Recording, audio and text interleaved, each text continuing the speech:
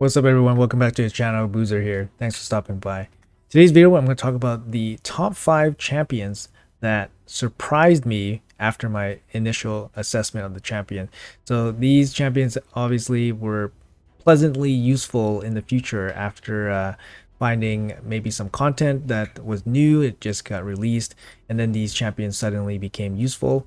But after initially analyzing these champions, obviously I was a little bit low on them, but eventually they found their place in this game, at least for me, and it definitely was surprising. So let's jump into the 5 champions. So number 5 here, I'm going to go into the Sylvan Watchers, and we're going to talk about Ruar here. So Green Warden Ruar, pretty bland looking like champion, to be honest.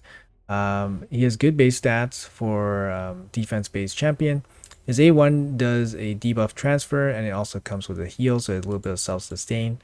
He also brings decreased attack on an AoE for its 3-turn cooldown and deals continuous heals, which doesn't feel like a very strong effect. And then his A3 is a 4-turn cooldown with a taunt, increase defense, and strengthen. Not too many champions have taunt, so yeah, that's one thing that's going for him. But honestly, the best part about him is actually his A1. Day 1 transferring all debuffs from this champion to a target makes him extremely strong in Hard Dragon, where the dragon lays all the poisons on Ruar, and then you can just A1 all the poisons right back onto the dragon. The other place where this is really good is against the Nether Spider, where the Nether Spider lays poisons on you, and you can just use the A1 to bring all the poisons right back onto the spider. Well, yeah, initially I didn't think this champion was very good. I thought like, oh, maybe we can find something good with the taunt and strengthen and all that stuff. But in the end, ultimately, his A1 was what makes him really, really good. At least for like dungeons and farming and progression. What makes his A1 a bit better than Lissandra's A1, which is very similar to this, is that it actually brings a heal. So he has some self-sustain. So against those bosses that I mentioned, the dragon and the Nether Spider, they actually deal quite a bit of damage to you. So having the ability to heal on the A1 is very, very good. The Green Warden Ruar, one of those pleasant surprises that I initially underrate and eventually was very, very useful. He is especially useful in Centranos in some of the stages against Nether Spider, for example, or the hard difficulty Dungeon Spider. Hard difficulty Dragon. So he can just easily deal with them, probably even just solo them actually.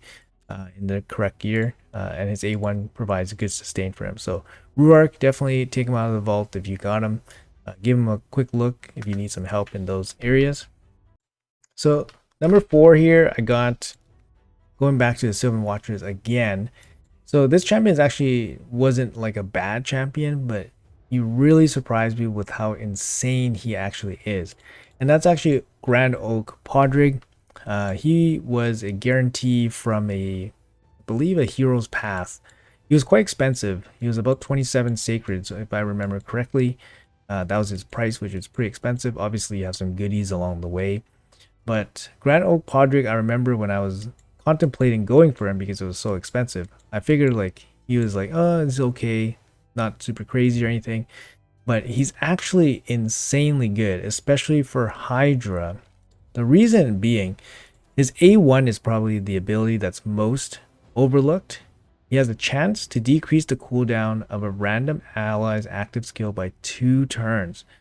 It's only a 50% chance for this to happen, but give him things like counterattack accessories and make him ally attack or something, and then this will happen more often. But 2-turn reduction on a big skill is a big increase in damage, and his A1 I definitely underestimated. The rest of his kit is very solid. Obviously he has the ally attack, and then he has a turn meter boost with the cleanse, very good like mix of abilities, and then he has a big speed in all dungeons. This is also insanely good. His passive incredibly flexible. I don't think anyone thought this was bad. This is just really, really good, and it's way better than I thought it would be. It helps being flexible for team building, especially for Hydra when you have like 6 team members. Having that level of flexibility is insanely good. So Grand Oak Padri, definitely a champion that you should be incredibly happy about if you got him. His A1 is massive, especially for long, drawn out fights with in Hydra, for example. You get lots and lots of extra activations, extra, A2, A3s from strong teammates, and then you just translate that into damage or survivability. So, great champion, Grand Oak Padri. All right, up next, so third champion here, I'm going to Knight Revs, and it's going to be Anora. So Anora was a fusion, and she was basically like the partner to Narcisse, and Narcisse got all the hype because he was the Taras killer back in the day. I think this was around February or January, but he was the Taras killer. But many people forgot about Anora. Anora is actually just a really, really good champion. She brings similar to Grand Oak Padri, and this is the ability that I again underestimated, is that she has a chance to bring the cooldown of a random ally skill by 2 turns, similar to Padri, with the same debuff chance, so 50% chance for that to happen. She also has some, partner bonuses with Narcisse, of course, but her A1 definitely stood out. Her A1 definitely stood out, and it allowed your team to basically counter, or not counter, but soft recover from being locked out. So it's actually very, very strong. And then you mainly see her in arena, but she works similar to Padri in that she can be very good in Hydra as well, where she can reset your team's big skills. Another ability from White Queen Anora that's really, really underestimated is that her revive is really powerful. Her revive with the full reset on the revive ally skill. So basically they come back, she pushes back the turn meter of the enemy, and then she resets your revived champion skills back. So basically it's a massive nuke if you revive your nuker, for example, or you can revive another reviver. That team revives your whole team. But it's just an incredibly good, it's kind of unique to her, only to her as well, so it's kind of a unique ability, but it's really good and it's really underappreciated. I think in arena she's great. You make her very tanky, kind of slow. If your team dies, she can just pop the revive and then give the revive champion basically almost an instant turn because of her turn meter pushback and her high turn meter fill. But obviously it's not an instant turn, but it's close. And then she brings a speed in all battles aura, which makes her just really versatile in terms of team building. So just a great champion. I never thought she was bad, but she definitely outshined what I was initially estimating for her. So White Queen Anora, very, very good champion. All right, so coming in at number 2, my second most underrated champion ever probably is Lanathro from the High Elves. Lanathro was one of the fusions that came out a long time ago. I think like over 2 years ago. When he came out, I was like, yo, this guy is so bland and boring. It's just such a boring fusion, and his fusion was pretty complex. It wasn't like an easy fragment fusion. So I actually decided to skip Lanathro because of how bland and boring his kit was. But I ended up pulling 2 of his epic pieces, and then I decided to ended up finishing him off with the remaining 2 epic pieces. And then I did end up fusing him, but I didn't end up using him until hard Fire Knight was a thing. And Lanathro actually is one of the few champions in the game that brings a full team ally attack. Brings the full team ally attack. He only brings increased crit damage, whereas other ally attack champions, they bring increased crit damage along with other buffs like increased attack for Lady Mikage or increased crit rate, for example. But he brings a full team ally attack, and he's one of the few champions in the game that can do it, which makes him really special and makes him really important for Fire Knight Hard. So definitely that is one of his best spots.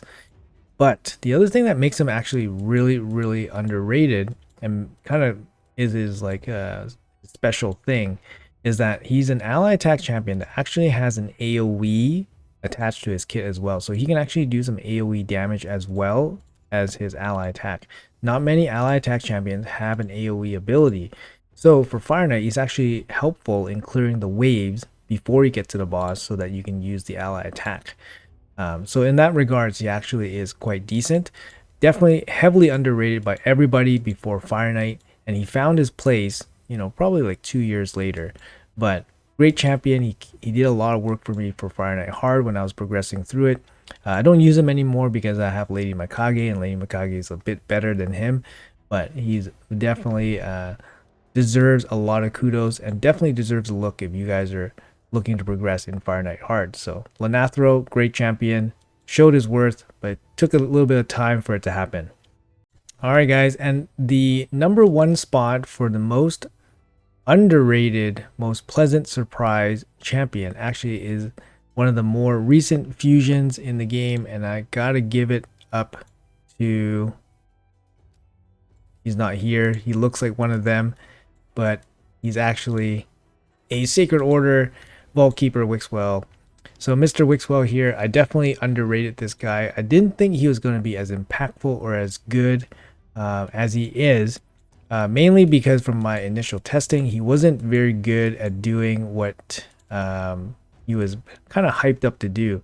So his A1 has a 100% chance to provoke the Hydra heads or bosses, which is really, really good, but it requires manual, some manual play, which is not something ideal, but you can kind of make him always provoke the Head of Decay if you put him in the leader spot, which is kind of, just an interesting, way of using this mechanic and the mechanic of the Head of Decay and how he attacks to make sure that he's kind of permanently locked down by this A1.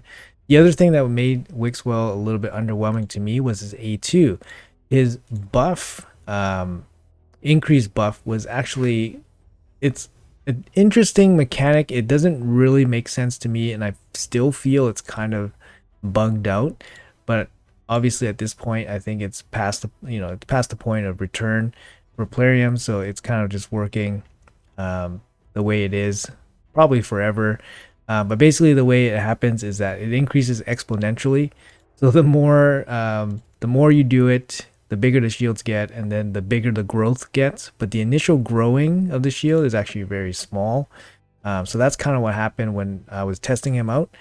Obviously, I didn't test him for long enough turns, for that, so that we can hit that exponential growth.